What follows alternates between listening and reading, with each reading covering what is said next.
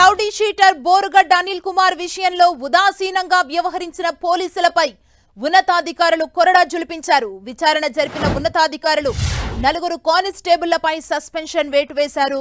Head కానిస్టేబుల్లు Sardar Gaus Srinivasarao, constable పరమేశ్వరరావును suspend చేస్తూ జిల్లా ఎస్పీ సతీష్ కుమార్ ఉత్తర్వులు జారీ చేశారు.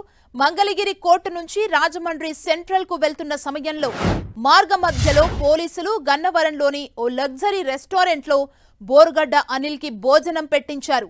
తమతో పాటు బోరుగడ్డ అనిల్ కు బిర్యానీ, చికెన్లతో భోజనం పెట్టించిన వీడియో నెట్టింట వైరల్ కావడంతో గతంలో 7 పోలీసులు సస్పెండ్ అయ్యారు. ఈ ఘటన అనంతరం అరండల్పేట పోలీస్ స్టేషన్లో విచారణకు తీసుకొచ్చే సమయంలో బోరుగడ్డకు మరోసారి పోలీసులు రాచమర్యాదలు చేసినట్లు ఆరోపణలొచ్చాయి.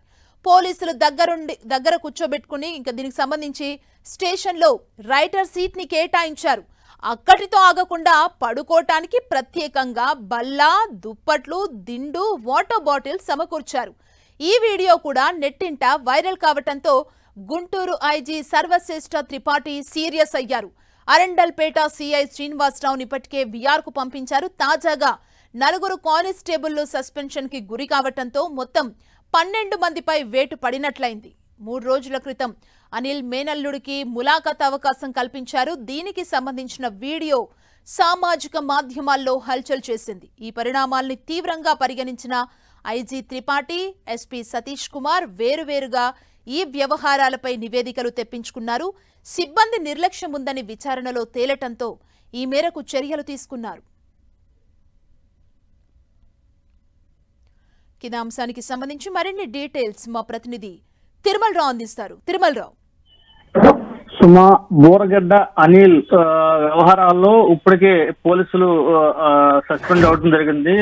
ఏదైతే ఉందో గత కొన్ని రోజుల క్రితం మంగళగిరి కోర్టుకు హాజరయ్యి అదేవిధంగా రాజమండ్రి సెంట్రల్ జైలుకు తరలిస్తున్న సమయంలో కృష్ణా జిల్లా గన్నవరం సమీపంలోని ఓ రెస్టారెంట్ లో భోజనం చేసేందుకు ఇటు బోరగడ్డ అనిల్ తో పాటు అక్కడ ఉన్న సెక్యూరిటీ సిబ్బంది కూడా వెళ్ళడం జరిగింది. ఈ సంబంధించి ఇప్పటికే ఈ 7 పోలీసు అధికారులను అదేవిధంగా సస్పెండ్ చేయడం జరిగింది. ఆ ఘటన మరొక ముందే గుంటూరు జిల్లా అరండలపేటలోని పోలీస్ స్టేషన్ లో విచారిస్తున్న సమయంలో ఎవరైతే ఉన్నారో బోరగడ్డ అనిల్ కు దుప్పటి వేసి అదేవిధంగా అతనికి సంబంధించి రాచమర్యాదలు చేసి పడుకోబెట్టిన ఘటనలో ఎవరైతే ఉన్నారో అరండలపేట సీఏ కూడా సస్పెండ్ చేయడం జరిగింది. అయితే ఈ ఘటన సంబంధించి ఏదైతే ఉన్నారో గుంటూరు జిల్లా ఎస్పీ సతీష్ కుమార్ మీడియా సమావేశం ఏర్పాటు చేసి ఇది ఏదైతే ఉందో అతనికి ఆరోగ్యం బాగాలేదు, అతనికి కోర్టు నిబంధనలు ఉల్లంఘించి మేము ఏ రకంగా వ్యవహరించలేదు, కోర్టు నిబంధనలకు అనుగుణంగానే వ్యవహరిస్తున్నాం అంటూ మీడియా సమావేశం ఏర్పాటు చేసి చెప్పడం జరిగింది. ఈ చెప్పిన అరగంటలోనే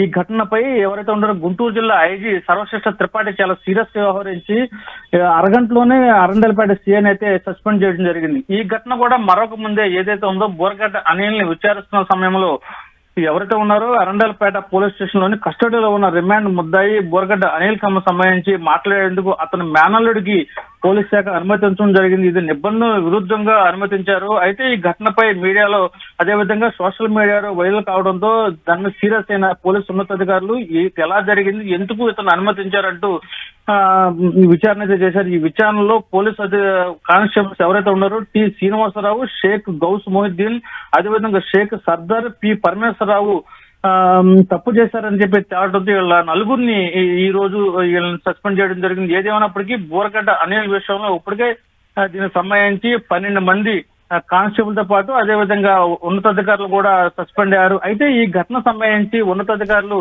చాలా సీరియస్ గా వ్యవహరిస్తున్నప్పటికీ పోలీసు కింద స్థాయి సిబ్బందిలో అయితే మార్పు లేదు.